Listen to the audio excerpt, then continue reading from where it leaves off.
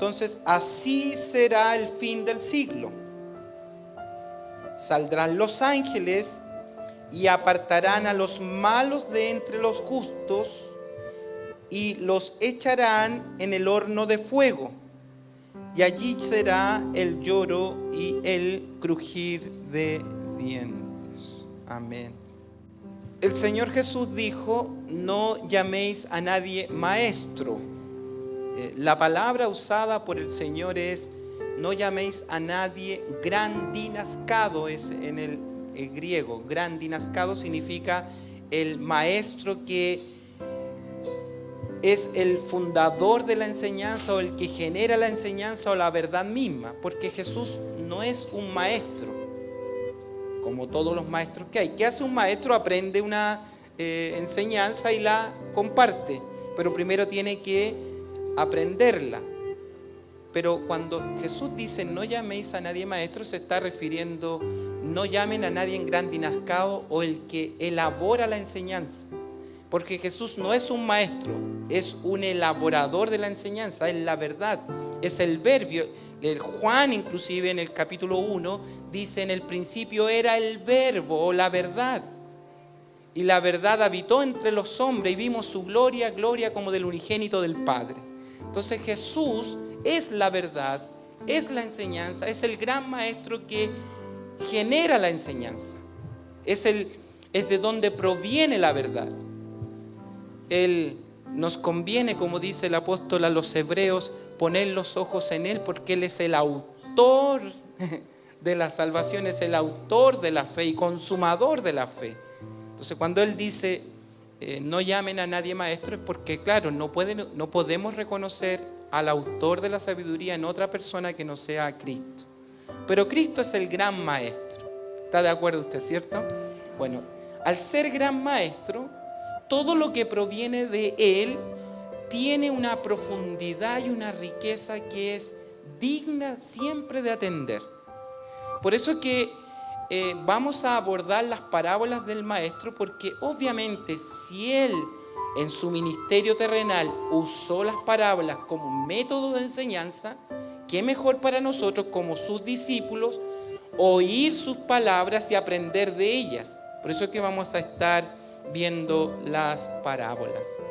Decía en mi introducción inicial que en los evangelios se registran 40 parábolas y de verdad no siempre todas han sido abordadas. Por eso que queremos ordenarlas en esta serie y irlas tratando en este tiempo que el Señor nos regala.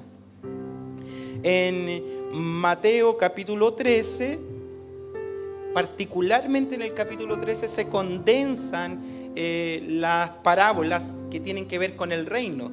Y esto no es porque el Señor las dijo solo una vez, sino que lo que hace Mateo, el evangelista, es estructurar su libro de acuerdo a temas. Entonces tiene las bienaventuranzas juntas, tiene las parábolas del reino juntas, y eso es lo que vamos a ver hoy día, una de las parábolas del reino. De hecho, comienza diciendo: asimismo el reino de los cielos es semejante a. ¿Por qué es tan importante para Jesús hablar del reino? Porque el 50% de las parábolas hablan del reino. ¿Y qué es lo que es este reino? El reino tiene que ver con una nueva vida, con una nueva manera de vivir y de afrontar las cosas, tanto en el presente como en el futuro y con la eternidad. Lo que el Señor hace con su llamado, cuando Él comienza su enseñanza en Mateo capítulo 5, Él comienza invitando a los súbditos del reino y les da las leyes del reino. O sea, la constitución del reino de los cielos está en Mateo capítulo 5, capítulo 6 y capítulo 7. Cuando usted quiere saber cómo tengo que comportarme de acuerdo a ser un hijo del reino, está en Mateo capítulo 5, 6 y 7. O sea, no son las constituciones particulares de los estados que van a decirme a mí o definir mi moralidad, porque las constituciones de los estados pueden decir que el hombre es de libre elección. Yo puedo elegir ser gato, yo puedo decir ser un animal, ser de otro sexo, puedo decidir de acuerdo a la constitución y la constitución me lo permite, pero de acuerdo a la constitución del reino de los cielos hay solo una verdad. y la verdad es absoluta. ¿Quién es esa verdad? Jesús es la verdad. Yo soy el camino, la verdad y la vida. Este maestro bendito nos quiere enseñar, por lo menos en la mitad de sus parábolas, cómo es la vida del reino de los cielos. El capítulo 13 tiene dos locaciones donde él está hablando. Parte el capítulo 13, versículo 1, diciendo que él está en Galilea, a la orilla del lago, enseñando a la gente. Y la enseñanza en parábolas no es un método didáctico de enseñanza, podría ser, ¿cierto? Como lo son las fábulas, porque las parábolas no son fábulas. Las fábulas son historias irreales para entregar alguna verdad o algún mensaje. Pero las parábolas son hechos reales que se colocan al lado de una verdad celestial. Vale decir, Jesús se vale de historias reales de nuestro entorno para graficarnos verdades del cielo. Entonces en las parábolas usted jamás va a encontrar un animal hablar, un árbol hablar, no, porque son historias reales puestas en paralelo a una verdad celestial. ¿Por qué usa verdades terrenales el Señor? Y perdonen que está haciendo o estoy haciendo esta gran introducción porque vamos a ver la serie, ¿verdad?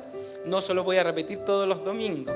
Entonces, ¿por qué el Señor está usando historias terrenas para graficarnos historias celestiales? Porque quiere enseñarnos la verdad. Entonces, cuando Él está a la orilla enseñando a las multitudes y les habla en parábola, no tiene el objetivo de que las multitudes comprendan la verdad. Es al revés. El Señor habló en parábolas para que no entendieran la verdad. Estaba oculta la verdad a las multitudes. Y después, en el capítulo 13, versículo 36, a la mitad de este capítulo, el Señor está en una casa y los discípulos tampoco entendían nada y dicen: Señor, ¿pero qué quiso decir con las parábolas? Y ahí el Señor les abrió el entendimiento y les interpretó algunas parábolas. Porque las parábolas son para los hijos del reino. Las parábolas las pueden comprender los hijos del reino, porque el objetivo es que los hijos del reino comprendan la verdad. No es una historia ilustrativa para la entretención de las multitudes. No sirve de nada. Es palabra muerta. Es palabra viva cuando penetra en el corazón del oyente y hace vida. Y ese es el objetivo final de las parábolas. Vámonos entonces, ya que hice esa introducción a las parábolas, a ir viendo cada parábola y buscando el sentido de las parábolas, que es encontrar en ella, guiados por el Espíritu Santo del Señor, por cierto, la verdad central. Eso es clave cuando usted estudia una parábola, lee una parábola. Lo que como hijo del reino tiene que hacer es encontrar la verdad central que el Señor quiere transmitir. Y un principio de hermenéutica o de análisis del texto nos enseña que las parábolas tienen solo una verdad. Por eso que es un error tratar de ir a las parábolas, ir buscando muchas verdades paralelas y sacándole significado a todo, porque no es el objetivo. El objetivo es tomar una historia terrena para traer una verdad celestial para comunicarla a los hijos del reino. ¿Se entiende eso, verdad? Entonces, nuestra meta, guiados por el Señor, es encontrar la verdad central en cada parábola para saber qué es lo que el Señor nos está transmitiendo con su palabra. Voy a leer la parábola que está en el 47 y 48. Los dos primeros versículos es la parábola. Hay parábolas que son de un versículo, muy cortitas. Esta tiene 2 versículos. Los vuelvo a leer. Asimismo, el reino de los cielos es semejante ¿a qué? A una red que echada en el mar recoge toda clase de peces. Y una vez que está llena, la sacan a la orilla y sentados, quiere decir con calma, con cuidado, con detención, recogen lo bueno en cestas y lo malo. Esa palabra malo es sapros o sapros en griego, sapros. lo malo se está refiriendo a peces que están podridos. Sapros es podrido o peces podridos. Entonces mire, por un lado sacan los peces que están buenos, los ponen en una cesta, y por otro lado dice el Señor, estos mismos personajes que han recogido, a los otros, a los peces sapros que están podridos, no los echan en la cesta, los separan y los echan aparte. Eso está diciendo. Y sentados recogen lo bueno en cesta, los peces que están buenos, por cierto, y lo malo o los sapros lo echan fuera. Si usted revisa estos dos versos, podemos ir sacando algunos elementos que identifican esta parábola, y ese va a ser el ejercicio que vamos a ir haciendo en cada sermón, ir revisando los personajes, revisando los detalles que nos entrega el Señor para luego sacar la verdad central. Es la única manera. Entonces va a ser un poquito didáctico este tiempo que vamos a vivir. Entonces, ¿cuál sería la identificación de elementos de esta parábola? Primero dice que hay una red. Segundo, hay un lugar donde se hace este trabajo. ¿Dónde se hace? ¿En el cielo o en la tierra? En el mar. Bueno, pero en el mar que está en la tierra, acá, se hace acá, en el mar. Algo importante, el Señor nos dijo quién es el que lanza la red. Dice, echada la red en el mar, pero no dice quién lo hace. Echada la red en el mar, dice, no se da la identidad de aquel que lanza la red. Y algo que ya conversamos, se ven peces buenos y peces podridos o peces malos. Pero algo añade también este texto. En la aplicación el Señor está hablando de el fin del siglo. Vean el 49. Así será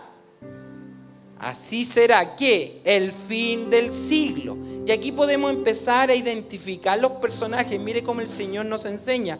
Dice, saldrán los ángeles al fin del siglo, se refiere al tiempo cuando va a ser esto. ¿Qué va a pasar? Saldrán los ángeles y apartarán ahora a los malos de entre los justos. Van a tomar a los malos de entre los justos. ¿Y qué va a hacer con ellos?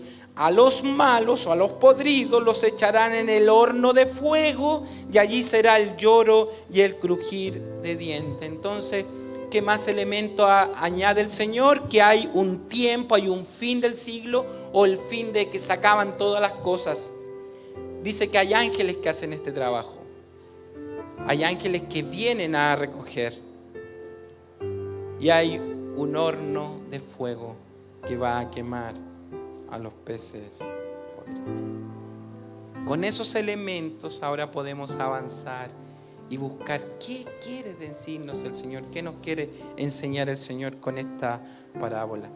Bueno, primero una gran red, y no es una red pequeña que puede lanzar un hombre en el mar, como había una pesca que desde el bote usted puede tirar. Es una pequeña red que abarca un pequeño espacio.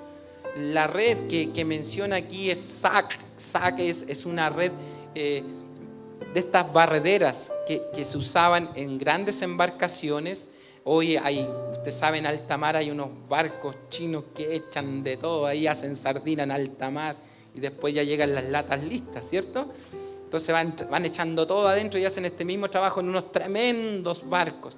En este tiempo que habla el Señor, por lo general se juntaban 2 embarcaciones y tenían una tremenda red que tenía unos pesos que llegaban hasta las profundidades del lago, en este caso el lago de Galilea, donde Él está enseñando. O sea, la enseñanza está propia, está ahí al mar y es donde hacían el trabajo, que se juntaban 2 embarcaciones, llevaban esta gran red que era una barredera porque iba barriendo el fondo, y arrastraban todo lo que pillaban, basura, peces vivos, muertos, todo, y los llevaban hasta que llegaban a la orilla, y ahí se sentaban a trabajar por horas. Iban viendo cada cosa.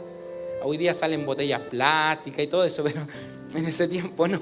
¿Ya? Entonces veían pez, lo olían, está malo, lo tiraban ahí, iban haciendo un montón de peces a la orilla del mar, pero los que estaban buenos, que tenían buen olor, buen color, los dejaban en cestas. Y así era la pesca masiva en ese tiempo, así se hacía. Entonces, esta red es una red grande que es capaz de llegar a aguas profundas y traer todo lo que encuentra. Fíjense que la sacan a la orilla. En la orilla se hace algo muy importante, que es la selección. Y ahora, ¿qué marca la selección? ¿Cuál es la diferencia? Si ya yendo ya al mensaje, tenemos muchos elementos y ya ahora es necesario ir a lo que el Señor quiere decirnos. Pues si no, se va a tratar de una clase de historia y biología, ¿no? Pero, ¿qué hay en esta orilla? Ahora vamos sacando análisis. ¿Qué están haciendo los ángeles al final del siglo? Ya identificamos quiénes son los pescadores, los ángeles. La red barredera es el evangelio, es el anuncio del evangelio que pasa por todo el mar. Y algunos lo aceptan, otros no lo aceptan, pero la red los atrapa a todos.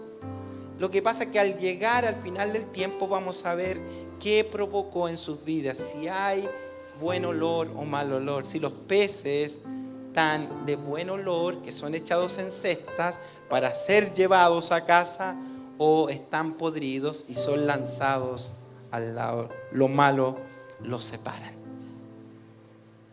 Y el acto que hacían ahí en plena orilla de mar era este montón de desechos, le prendían fuego. Y ahí se quemaba, y eso era Gehenna o infierno. La palabra infierno tiene que ver con Gehenna, basural o lugar de contaminación que se destruye con fuego. Entonces está diciendo el Señor, mire, todos estos peces podridos se van a dejar a la orilla del mar y se van a quemar porque no sirven para nada. Pero los peces que están de buen olor, que son útiles, van a ser puestos en cesta. ¿Cuándo va a ser esto? Al fin del siglo, también nos enseña al fin de la edad. Hay un horno de fuego entonces, y termina esta parábola diciendo, ahí habrá lloro y crujir de dientes. O sea, noten esto, los peces que están podridos tienen capacidad de llorar, de gemir, de lamentar. O sea, va a ser un momento de mucho dolor. Vamos entonces a la aplicación de este mensaje. ¿Qué nos está diciendo el Señor? ¿Qué va a pasar al fin del siglo? Y para entender esto tenemos que ver la figura de lo que el Señor está enseñando en otra parábola. ¿Se acuerdan del trigo y la cizaña? En el trigo y la cizaña el Señor da el énfasis en el trigo, que es tomado y llevado al granero. No la hemos visto esa parábola, pero el Señor está hablando de los justos que son salvados y llevados al granero, y no pone énfasis en la cizaña. Pero aquí el énfasis no está en los peces que se fueron a la cesta. ¿Dónde está el énfasis? El mismo Señor lo dice. ¿A qué se refirió? Él no habló, dijo, las cestas son llevadas al cielo, el Padre las recibe, entran a mansiones de gloria. No puso el énfasis en eso. Entonces el Señor no está enseñándonos solo de las personas que han de ser salvadas y llevadas a la cesta al cielo. Hay otras parábolas que van a comunicar eso. Entonces, ¿qué quiere comunicar el Señor? Que hay un carácter de personas que, aunque escuchan el Evangelio, escuchan la palabra, están en torno a la palabra, están en torno a la fe, van a estar podridos igual, que no hubo un cambio de vida, que no hubo una transformación, o fueron religiosos o fueron mundanos. Y mire, si nos vamos a perder, si nos vamos a ir al infierno, si nos vamos a quemar como peces podridos, no pierda el tiempo. El pez que está podrido está tan podrido por un pecado o por 1000 pecados. Por eso que Apocalipsis termina diciendo, el que es injusto sea más injusto, si da exactamente lo mismo. Da exactamente lo mismo si se va al infierno por una mentira o por una violación. Es exactamente lo mismo, porque todo está dentro de ese montón de sapros. Pero lo que está diciendo el Señor, atención, vean cómo es el reino de los cielos. Viene un día que la red barredera que ha ido a comunicar el Evangelio por todo el mundo va a llegar a la orilla. Va a salir del mar de este mundo y va a llegar a la orilla, y vamos a hacer una selección. y no vamos a ver por moralidad. Nos dice el pez más simpático, el que se puso corbata, el que era de la iglesia Nueva Providencia, el que se lustró los zapatos, el que le llevaba chocolate a la mamá, el que era buen esposo. No dice ¿qué marcó la diferencia? El olor. Está bueno, está malo, está bueno, está malo. Eso fue todo. No vieron su currículum, no dijeron, este pez se portó bien, mire, tiene mal olor, pero hizo buenas obras. Se ha portado bien, fue buen marido, mire, tiene mal olor, pero fue tan bueno que tirémoslo para allá nomás. No dice eso, dice los peces sapros, podridos, los tiraron ahí. Y otros peces los dejaron en cesta. Eso está diciendo que va a llegar el final.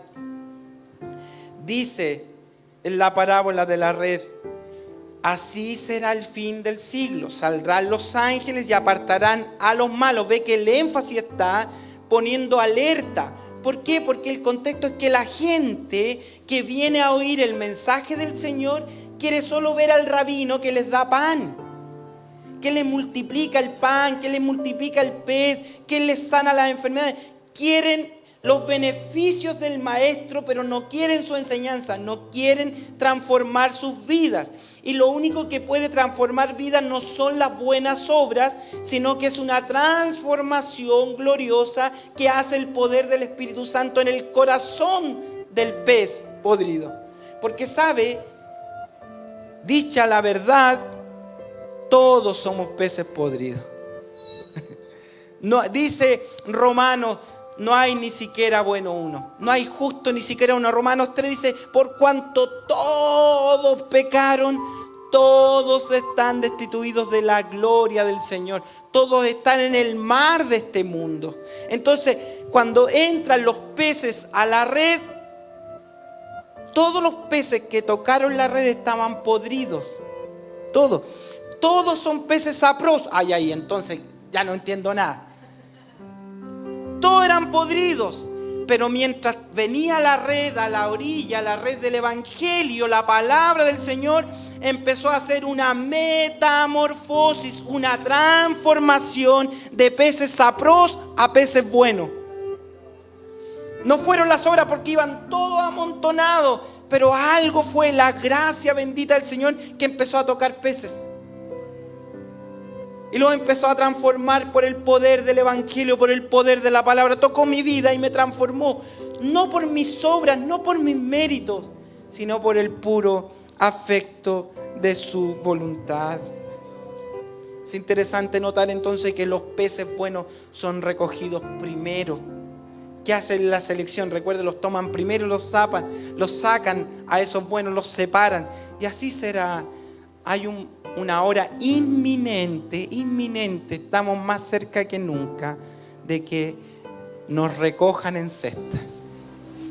El tiempo ha transcurrido y tengo que decirles que esta red está llegando a la orilla. Todas las profecías que hablan del advenimiento del Señor están cumplidas. Ya no, solo falta que el Señor aparezca y los peces buenos, no por su capacidad, no por su mérito, sean echados en cesta.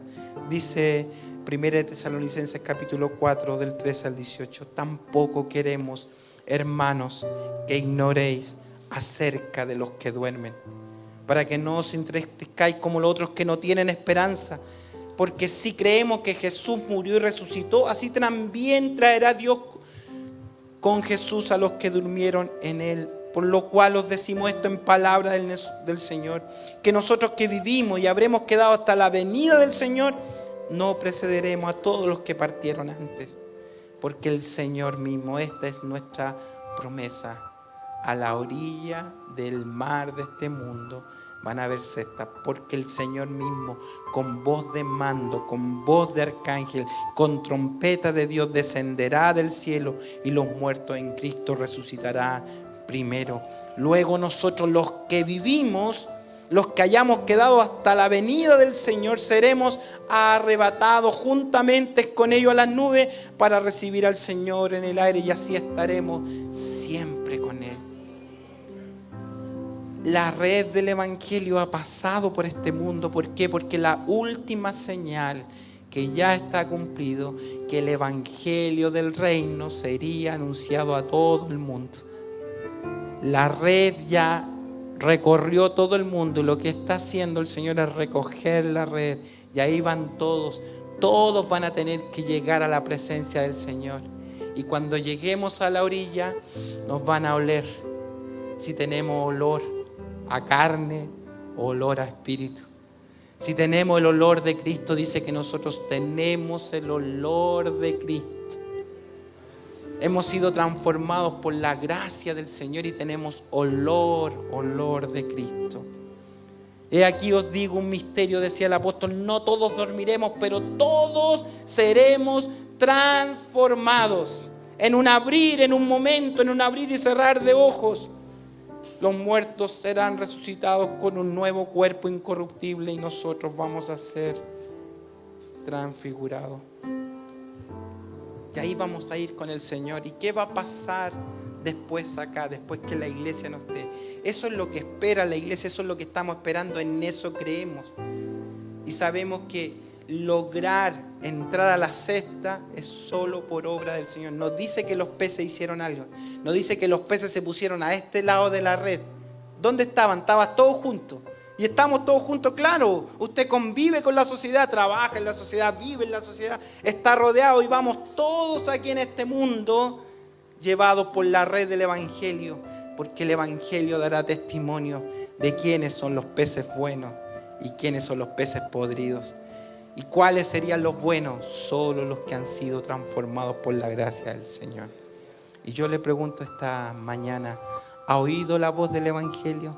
¿Desde cuándo que ha oído el Evangelio? ¿Y qué ha provocado el Evangelio en usted? ¿Ha provocado transformación? ¿Ha provocado deseos de buscar más al Señor? ¿De esperarle, de anhelarle? ¿O provoca solo lo que provocó en esta gente? ¿Qué provocó? Admiración. Admiraban al Señor, lo seguían. Pero el Señor dice que ellos lo buscan por los peces, lo buscan por los beneficios. Y hay mucha gente buscando al Señor por los beneficios del Evangelio. Y hoy por hoy, en medio de este mundo, en medio de esta sociedad, como saben que la gente quiere los beneficios del Evangelio, ¿qué promueven? ¿Qué proclaman? Los beneficios del Evangelio. Te va a ir bien, no importa cómo vivas. Así el Señor es amor, Dios es amor. Y todas las banderas de lucha de esta sociedad dicen que el amor lo puede todo. Todo. Si el amor es lo que manda. Pero ese amor que hablan es el amor eros, es el amor humano.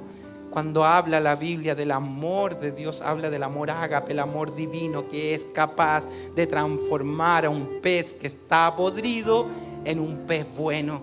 Y eso por la pura intervención de la gracia. Por eso que el Señor dice, bienaventurados los pobres en espíritu, porque de ellos es el reino de los cielos. Bienaventurados, podríamos hacer una paráfrasis, los peces podridos, porque de ellos el reino de los cielos, el Señor los va a transformar. Porque los que llegan a la orilla sin ser transformados por el poder de Dios, van a ser lanzados nomás. Pero los peces buenos van a ser colocados en una cesta. ¿Sabe qué? Finalmente, para concluir mis palabras esta tarde, decirle que llegará el juicio sobre los peces podridos. Por eso, cuanto antes hay que correr a la gracia. Cuanto antes hay que dejar que el Señor intervenga en nuestras vidas y trabaje en nuestro corazón. Y le gritemos con el alma, Señor, Señor, Señor, transforma mi corazón. Transforma mi mente, transforma mi vida. Lávame, lávame más. Como decía el salmista David, seré limpio. Límpiame más y seré limpio. Por eso que en Apocalipsis dice, el que es santo, santifíquese más todavía. Permanezca cerca de la gracia para que la gracia del Señor transforme su vida. Los peces podridos les espera el gran juicio del trono blanco. Apocalipsis 20 dice así. Y vi un gran trono blanco. Este es el final del siglo. Y al que estaba sentado en él, de delante del cual huyeron la tierra y el cielo, y ningún lugar se encontró para ello. Y fíjese, vi a los muertos, grandes y pequeños, de pie ante Dios, y los libros fueron abiertos. y otro libro fue abierto, el cual es el libro de la vida. Este no es el libro de la vida del Cordero, es el libro de la vida de los hechos de los hombres, donde se va a declarar lo que somos en realidad, ahí va a salir nuestro currículum, lo que somos. Dice, y fueron juzgados los muertos por las cosas que estaban escritas en los libros según sus obras. Y el mar entregó los muertos que había en él, y la muerte y el Hades entregaron los muertos que había en ellos, y fueron juzgados cada uno según sus obras. Y la muerte y el Hades fueron lanzados al lago de fuego. Esta es la muerte segunda. Y el que no se halló inscrito en el libro de la vida fue lanzado al lago de fuego. Amados, es la palabra del Señor hablando. ¿Puede usted vislumbrar al divino maestro, al gran dirascado, parado frente a las multitudes, explicándole esto? Diciéndole a las multitudes, sabe que el reino de los cielos es semejante a una gran red, y él ve multitudes que fue echada en el mar y que la recogieron, y cuando llegó a la orilla tomaron a todos los peces sapros, eso es griego sapro, podrido, y los dejaron en una pila. Y va a pasar en el fin del siglo que esa pila va a ser quemada, va a arder. Ese es el final que le espera a la humanidad. ¿Y sabe cuál es el peor drama que tiene el hombre? Que no sabe cuán perdido está. La religión se equivoca cuando al hombre le trata de disfrazar y entregarle una serie de normas. Ustedes han comprado peces, supongo pescado, ya están. Y usted sabe lo que pasa si pasan un par de días, 3 días sin refrigeración, 4 días. Después hay que lavar el basurero porque el olor hiede ya. Lo único que definirá si soy salvado es mi olor, es mi condición. Y el Señor quiere tocar su vida, tocar su ser con su Espíritu Santo para sacar todo mal olor y darle nueva vida, para que el olor de Cristo esté en nosotros. Dice, nosotros somos como olor grato para Dios porque tenemos el olor de Cristo. Lo que definirá si me voy al cielo o al infierno no son mis obras, porque todos estábamos podridos. Lo que definirá si me voy al cielo es que el Señor, a través del Evangelio, en este proceso, logre transformar mi vida. Y esta mañana yo quiero invitarle a usted a que le diga, Señor, qué triste sería para mí, qué triste sería para usted haber oído el mismo Evangelio que ha sido anunciado a todo el mundo y que este Evangelio no haya provocado transformación en mi vida y haya seguido con el mismo olor. Y yo quiero preguntarles esta mañana si ustedes han comprendido esta palabra. Las multitudes no las comprendieron y no se dieron cuenta de su condición.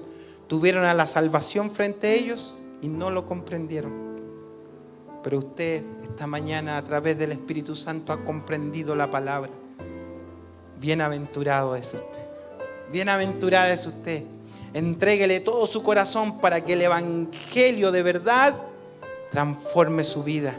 Para que cuando llegue al final del siglo, ya sea particular, cuando llegue su momento de partir de usted se vaya con buen olor y solo su cuerpo se pudra, pero su espíritu llegue a la presencia del Señor.